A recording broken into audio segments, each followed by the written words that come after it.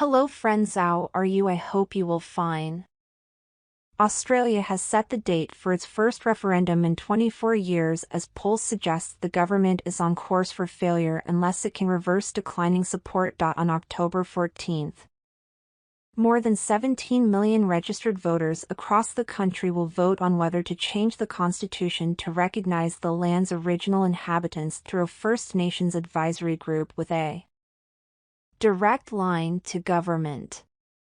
On that day, every Australian will have a once-in-a-generation chance to bring our country together and to change it for the better, said Prime Minister Anthony Albanese on Wednesday. As soon as the date was announced, the No campaign sent a text message calling for tax-deductible donations that read, "It's on." Albo has called it, and we have until October 14th to beat the voice. Just one question will be asked that requires a yes or no answer: a proposed law to alter the constitution to recognize the First Peoples of Australia by establishing an Aboriginal and Torres Strait Islander voice. Do you approve this proposed alteration? The question has generated hundreds of headlines and hours of debate online and on air, as both sides mount vigorous campaigns to sway the majority in all states and territories. A double majority vote is needed for the vote to pass, that is over 50% of voters across the country, and at least 50% in a majority of states, at least 4 of 6.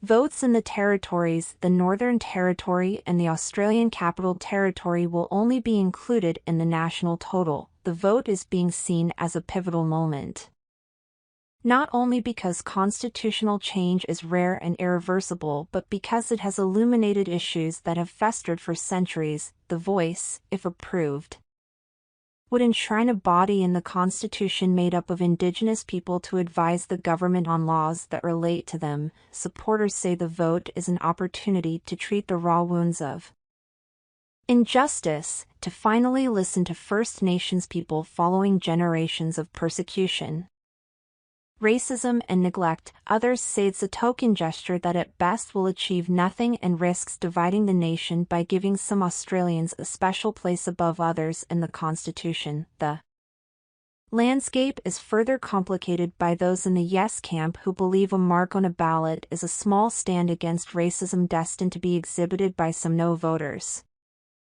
whose ranks include some First Nations people who argue that voting yes will absolve Australians of any substantive action against racism, and what's really needed is a treaty.